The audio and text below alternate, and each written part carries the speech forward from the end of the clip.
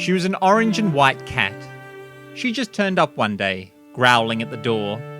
She seemed hungry, so I let her in and gave her some meat that had been sitting in the fridge for just a bit too long. She had no collar, so I took a picture of her and posted a notice up around the neighbourhood. Each week passed and the cat would spend her time playing in the long grass in the garden.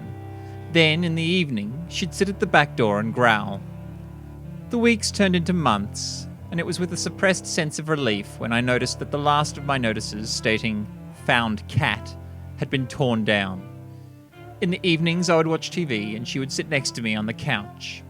I tried scratching her behind the ears and running my hand down her back, but she'd jump up and run each time. We came to an understanding to just enjoy each other's company. Perhaps it was naive optimism, but one day, on a whim, I bought a cat toy. It was a small plush mouse, and when you dropped it on the floor it would rock back and forward in a difficult-to-predict motion. I presented it to the cat and she stared at it. Then she stared at me. Then she closed her eyes and went to sleep. She didn't want to play with mice, and she didn't want to be stroked. One day I received a parcel. Not a package, mind. Not a zip-tied, glued-up package from any internet retailer. A proper parcel. Brown paper, tied with string. I don't even recall what it was. But after I'd finished unwrapping it, I went to throw out the packaging. As I walked to the bin, I felt a tug. I turned, and there on the floor was the cat, staring in barely contained hunger at the string. I flicked the brown jute, and her muscles tensed.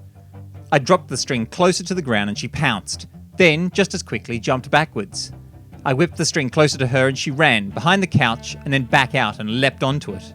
We played for hours. I don't remember falling asleep, but the next day I woke up on the couch, dizzy and confused.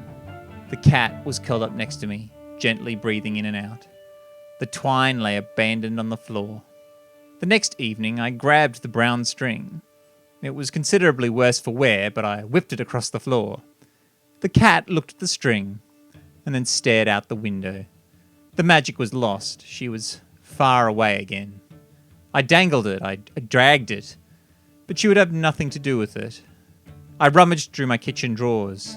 In the third drawer down I found tape, scissors, bolts with no nuts, nuts with no bolts, and a ball of coarse green wool.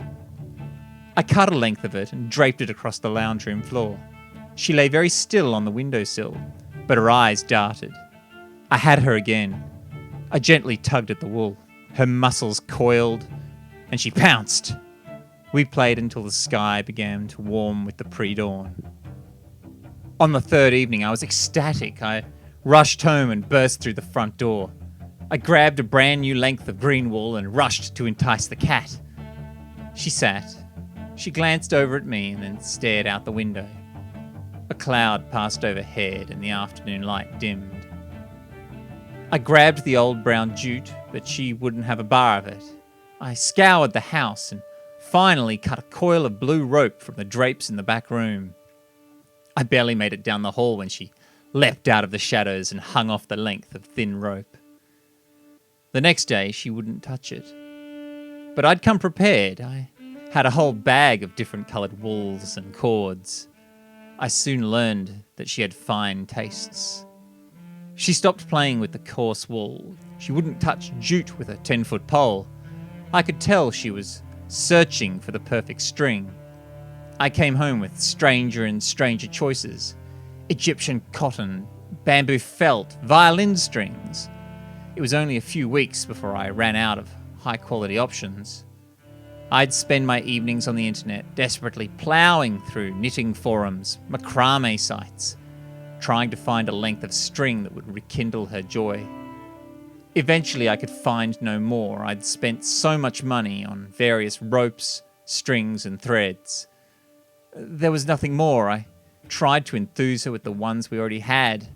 I had 30 inches of Russian sable woven from the manes of rare horses. Like everything else, it was good for one night only.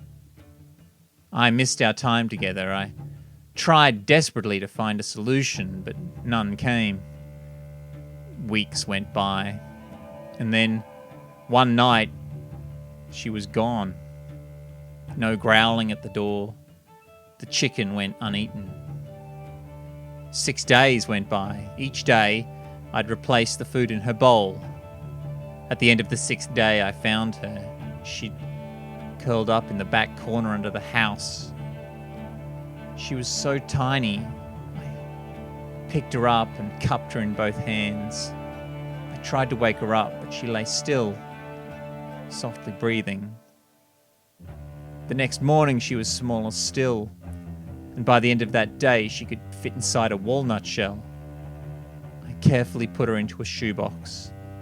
The next morning, I took her with me to work. In 2 more days, she was the size of a grain of sand. She lay quietly on the slide. I slept in my chair. I couldn't go home to an empty house. A week later, I could barely see her, breathing in and out under the electron microscope.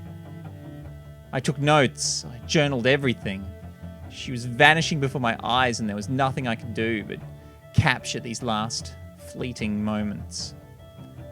The other scientists in the lab were fascinated. One of the theorists, Mike, especially so. The next day she was gone. Too small for me to see. Mike came in and found me weeping quietly. He gently touched me on the shoulder. I looked up, too miserable to wipe the tears from my eyes. He walked to the blackboard and showed me a mathematical algorithm too complex for me to follow. He said, "Here, this is matter. And this here is mass. And this here, this part is your cat. She's so small we can only theorize what's happening to her." I looked up through my tears. "It balances," he said, with a grin on his face. "Look, this is matter. This is mass.